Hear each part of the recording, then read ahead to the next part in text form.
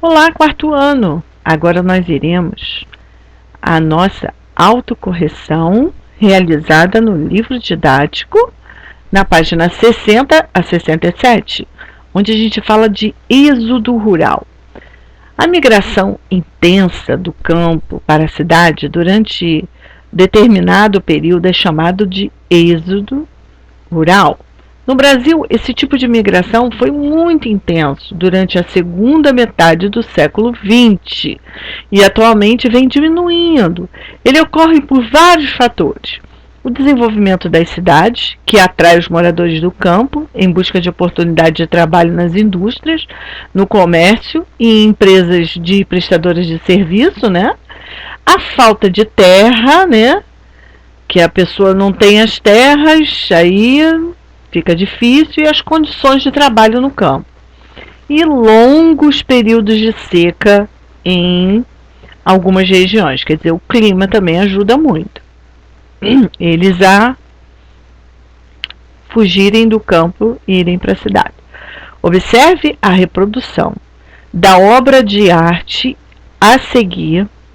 Ela mostra retirantes, termo utilizado para definir os migrantes que saem das áreas rurais, castigadas pela seca em direção às cidades. Que elementos da imagem sugerem uma mudança de local de residência?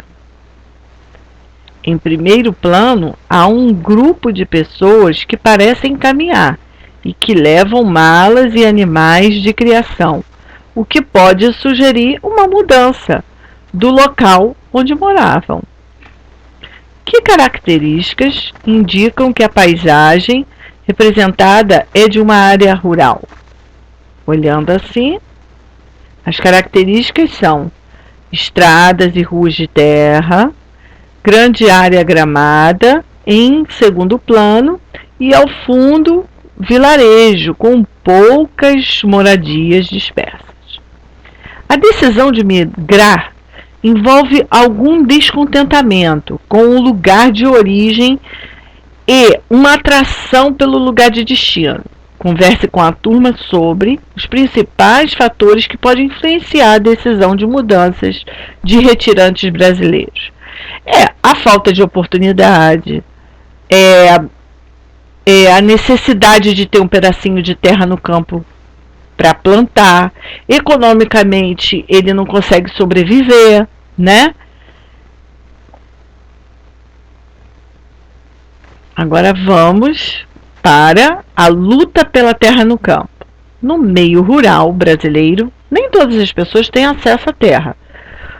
O país enfrenta o grande problema de concentração fundiária, que é a concentração de terra nas mãos de poucas pessoas. Ou seja, existe uma má distribuição das terras, o que acaba intensificando a desigualdade social. Quer dizer, poucas pessoas com muita terra e muitas pessoas sem terra nenhuma, tá? A melhor divisão das terras no campo pode ser obtida por meio da reforma agrária. Ela é um conjunto de medidas propostas pelo governo de um país para tornar mais justa a distribuição de terras no campo. O Movimento dos Trabalhadores Rurais Sem Terra, o MST, fundado em 1984, é o principal movimento de luta pela reforma agrária do país. Entre suas principais formas de ação estão a realização de protestos, passeatas e a ocupação de terras improdutivas. As terras destinadas à reforma agrária são de extensas propriedades rurais pouco produtivas ou improdutivas. Após a análise do Instituto Nacional de Colonização e Reforma Agrária, o INCRA, ocorre a expropriação dessas propriedades e a divisão delas em lotes que formam os assentamentos rurais. Nesses assentamentos vivem comunidades de trabalhadores rurais que podem viver e produzir na terra recebida. Então vamos lá.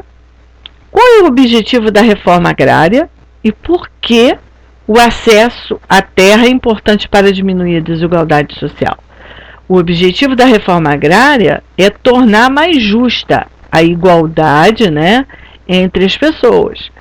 É acabar exatamente com essa concentração de uma terra muito grande na mão de pouca gente. Ao facilitar o acesso à terra, haveria maior número de pessoas com possibilidade de produzir alimentos para sustentar sua própria família e comercializar. Quer dizer, iria diminuir a desigualdade social, diminuindo as disparidades socioeconômicas. Em sua opinião, o Brasil precisa de reforma agrária e por quê? É uma pergunta pessoal. A feira entre o campo e a cidade. As feiras livres são um dos principais espaços de venda nas cidades de produtos do campo. Nelas são encontrados, por exemplo, frutas, verduras e legumes. As feiras mudaram com o passar do tempo. Antigamente, além de serem pontos de venda de produtos diversos, eram locais de diversão, com apresentações de teatro, música e dança. Nelas também eram realizados jogos e disputas esportivas. Atualmente, é comum as feiras serem periódicas. Os vendedores montam suas barracas e expõem seus produtos, que continuam sendo bem diversos. Além dos alimentos, é possível encontrar roupas, utensílios domésticos, ferramentas e vários outros objetos, incluindo artesanato, produzidos no campo ou nas cidades. Aí nós temos as feiras livres aproximam os meios rural e urbano? Explique. Sim, porque as feiras possibilitam a comercialização na cidade de diversos produtos, sobretudo agrícolas, que são produzidos no meio rural. Agora, leia o texto a seguir. Depois faça o que se pede. As populações das pequenas cidades, povoados e distritos do norte e do nordeste mineiro, principalmente os Jequitinhonha, preservam o hábito de enfrentarem feiras nas manhãs de sábado. Nas feiras livres podemos encontrar uma grande diversidade de produtos de agrícola familiar. Além disso, elas servem como um ponto de encontro de vizinhos e companheiros. Em cada lugar, as feiras livres possuem um toque especial que espelham a cultura e as tradições de suas comunidades. Segundo o texto, por que as feiras são espaços de convivência? Porque são pontos de encontro das pessoas que moram numa região. Existe alguma feira livre no bairro ou no município, no seu município, onde você mora? Quando ela ocorre e que tipos de produtos são vendidos e há manifestações artísticas? Caso haja, comente. Agora aqui nós vamos ter representações, nós vamos falar de escala.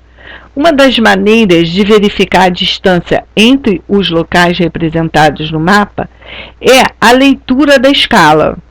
A escala indica quantas vezes o espaço real foi reduzido para ser representado em um mapa do tamanho de uma folha de papel. Por exemplo, assim quanto maior o espaço considerado, maior deverá ser a redução para representá-lo. A escala, portanto, varia de acordo com o tamanho do mapa. Observe o mapa a seguir.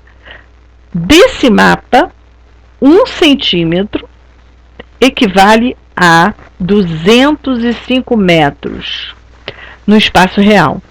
2 centímetros equivalem a 410 metros e assim por diante. Aí nós temos aqui o ponto A, ponto B, ponto C.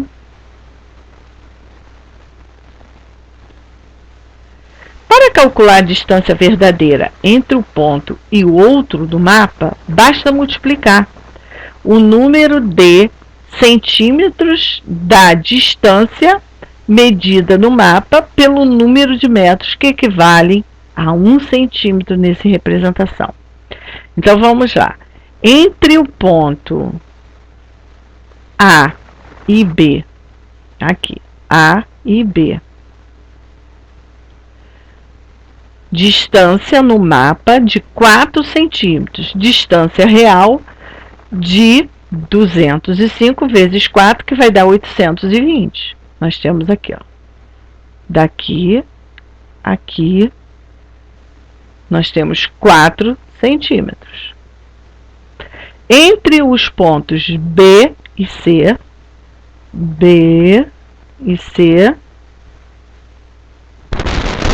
nós temos 3 centímetros. A distância real, 205 vezes 3, que vai dar 615 metros. Os pontos A, B e C estão localizados em áreas rurais, urbanas, de trânsitos entre campo e cidade. Vamos para cá. Brincadeiras de crianças no sertão do Cariri cearense. A imagem mais comum do sertão é a de um lugar muito seco, com vegetação de caatinga, de aparência ressecada, onde chove pouco, há poucos fontes de água e temperaturas elevadas. No entanto, existe uma parte do sertão onde a paisagem da caatinga é quase sempre verde. É o caso do sertão do Cariri cearense, que fica nas encostas da Chapada do Araripe e no qual há muitas fontes de água. No Cariri cearense, as crianças são chamadas de cabinhas. Lá, as brincadeiras variam conforme a época. Entre os meses de dezembro e julho, quando chove e o chão de terra batido fica firme, é temporada de batalhas de peão. Quando venta, a brincadeira é soltar pipa ou papagaio. Sertão do Cariri cearense, a Chapada do Araripe. Vamos lá. Em setembro é tempo de brincar de vaquejada de pneus. Os cabinhas, as crianças, imaginam que são vaqueiros e montam em cavalinhos de pau. Eles colocam os pneus para correr como se fossem bois e depois tem de derrubá-los. Quem consegue derrubar um pneu ganha ponto. O participante com mais pontos ganha um prêmio, que pode ser um porco, uma galinha ou uma bola.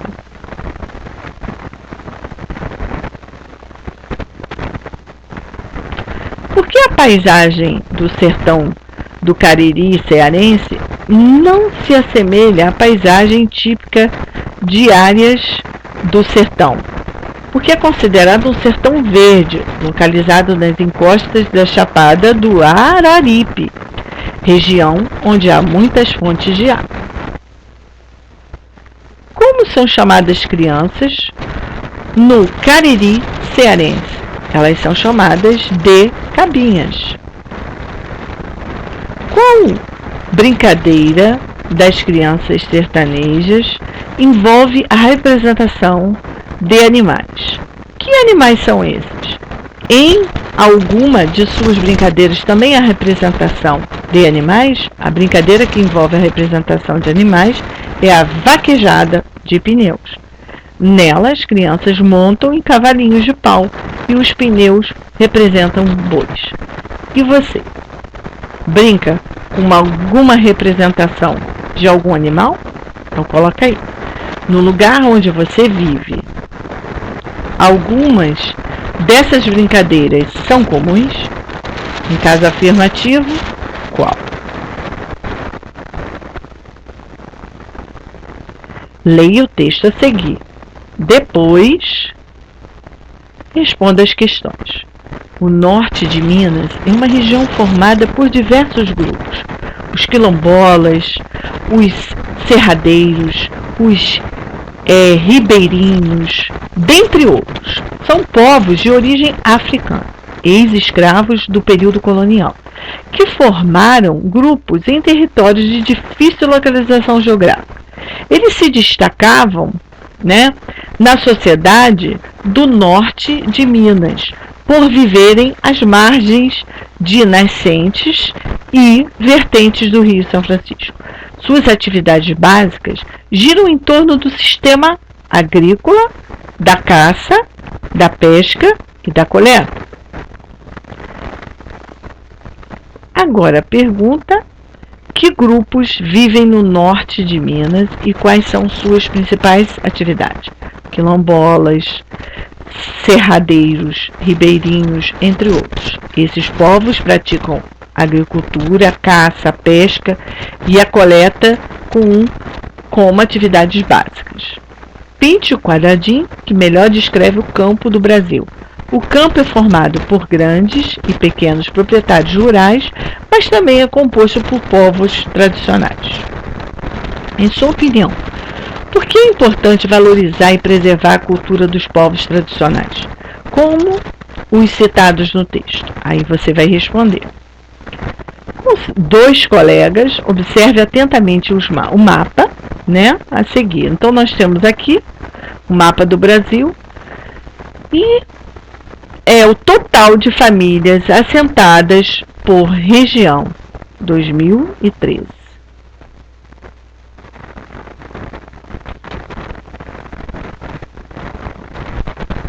Aí nós temos uma legenda.